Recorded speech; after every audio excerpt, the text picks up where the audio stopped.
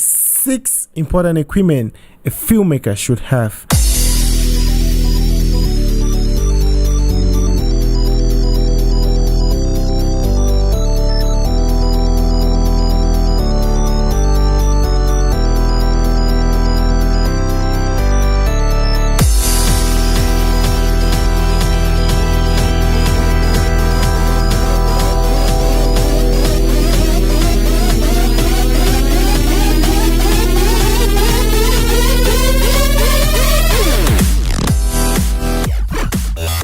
Hello family members, and today you're welcome to another edition of the Nkeng Stevens Hold Hands Movement.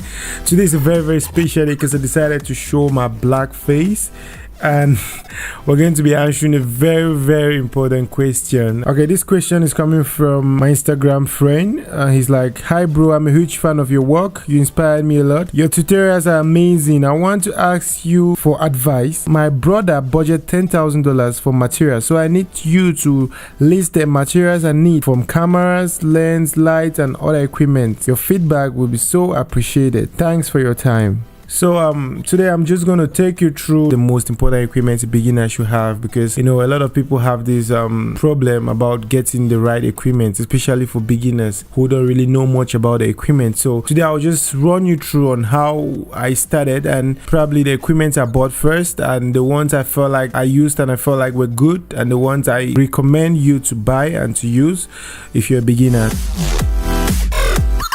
If you want to see more of this video, just the first and the most important, I recommend 3 low budget cameras which are very good, which you can use to take good images, and I've been using them for all my videos. You have the A7s Mark II. The A7s Mark II range for about $2,398 to $3,000. It's a very good camera. Actually, it's the camera I'm using right now. It's a low light beast. I mean, you can shoot with no light around. It still gets good images. It shoots in 4K, 1080p, 120 frames per second for slow motion, full frame too. So it's a very good camera for low budget filmmakers who are about to start. The GH5 is a new camera. I used to use the GH4, but I'm planning on buying the GH5 maybe next year, because I think it had some more upgrades that I need from the A7s Mark II. I think the GH5 has that, so I'll be going for GH5 too next year. But I'm not keeping away my A7s because it's still a beast. I mean, so the GH5 is a very good camera too. You can get that. It ranges from about $1,900 to about $2,000. So the thing I like about that camera is that it shoots 10 bits in camera, which you cannot do that with the GH4 and even the A7s Mark II. It also shoots 60 frames per second on 4K. I mean, you can do slow motion in 4K, if you know what I mean. So I really think that camera has something to be excited about. So another camera I think you can buy is the Canon 5D Mark IV, which is about $4,000. So for the lenses, I will recommend every beginner filmmaker should have 3 basic lenses. You have the wide angle, you have the standard, and you have the telephoto lenses. So the wide angle lenses, you could get 10mm for those shooting with APS-C sensors or the crop sensors or micro four thirds sensors. You can get 10mm to really shoot that wide angle. Like what I'm using right now, I'm using the Canon A7sii with the 10mm Rokinon lens on it. You can see how wide it is. When I was using the GH4, since it's a micro four thirds sensor which crops the image, I just bought this 10mm and it worked perfectly well for me. For those who will be using full frame, those shooting the A7s too, you can get a 16mm or a 14mm. It all depends on what you want. So for the wide angle, the 10mm, I got the Rokinon 10mm, which was for about $200 to $400, and the 14mm Rokinon could be about $200 to $400. Take note, the link will be on the description box below, so you can just go ahead and check. The 16 to 35mm, which is a Canon lens, could be about $1,000. A standard lens, it's always like 50mm. I got the 50mm Canon lens for about $300. It's a very good lens. Canon produces very good 50mm, so just go and check it. It's gonna be on the description box below. For the telephoto lens, you need something about 85 millimeters, 100 millimeters, 135 millimeters. It all depends on what you can get, but I got an 85 millimeters, and that's what I've been using for 1 year today. 85 Rokinon lens. It's about $289. That's about $300. You can get 85 Canon lens for about $349. Gimbal or a stabilizer, if I can call it that way. It will be very helpful to you, because you don't need to have these shaky images, you know, where you're shooting, especially where you're running, you're walking, following an object.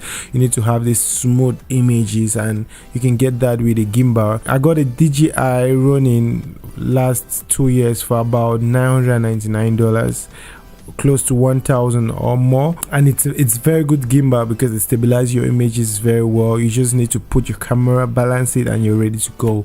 So it's very important to have that stable footages if you want to have the cinematic look, because when you have shaky images, you know, it's always kind of not looking good. So especially when you're walking, if you know what I'm saying. You can get a cam TV. It's small, you can just hold it like that, and you know, it's like the Osmo but bigger than the Osmo. You can just feed your camera, you feed your cameras to it, and you just go. It works perfectly well. The cam TV range for about $1,000 to $1,288. You can just buy them and get going. I'll advise you to get a softbox light. Since you're a beginner, just get the softbox. It could be about $140, $200. Just, you know, the links are going to be on the description, like I said, so you can just open on Amazon, eBay. You know, you get 3 softbox, good soft lights, white lights. You can also get the Fresnel lights. It's going to help you a lot, especially when you're shooting in large areas like outdoors at night. You just want to light large area. You need to use that Fresnel light, that harsh light. You can get the 1000 watt ARRI lights. You can get the 100, 300, 600 watts. You know, just pick them. The reflectors are very important equipment any filmmaker should have, especially when you're shooting outdoors. You're low budget filmmakers, you don't have these Kino sun lights, these HMI lights. You want to use a reflector when the sun is shining. You just want to use the reflector to bounce in some more lights to the object. It's very cheap on Amazon, on eBay. You just get like $50, $25, $15. It all depends on which size you want. Sound. You need a very good sound, especially for those who will be doing documentary, those who are doing filmmaking. So I got myself a Zoom H6 last year. It's right, yeah, it happens to be, yeah, a Zoom H6, which I used to record sound. It's very good. It takes in good sounds.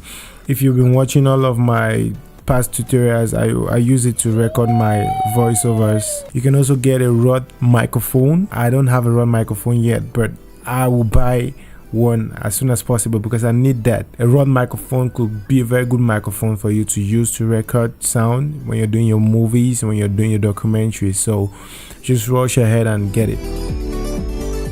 You always want to get a good PC in order to edit your images fluently. So our advice for those who will be shooting more in 4K, you can get the i7 with about 32 gig RAM. If you have a graphic card 8 gig, you'll be on a safe side. I mean, it's gonna help, it's gonna smoothen your work. For those who will be doing 1080, you can just get maybe i5 8 gig RAM or 16 gig RAM, you know, and probably 4 gig graphics, you know. Okay, Ify, hope this helped you out. Hope this will direct you on the kind of equipment you're gonna get since you're trying to start up something. And you know, any questions you can just ask. For those who need more of these tutorials, you can subscribe. You can check me on Instagram, Twitter, Facebook. Ask any questions and I'm gonna reply you. Once again, my name is Dr. Nkeng Stevens, and see you next time.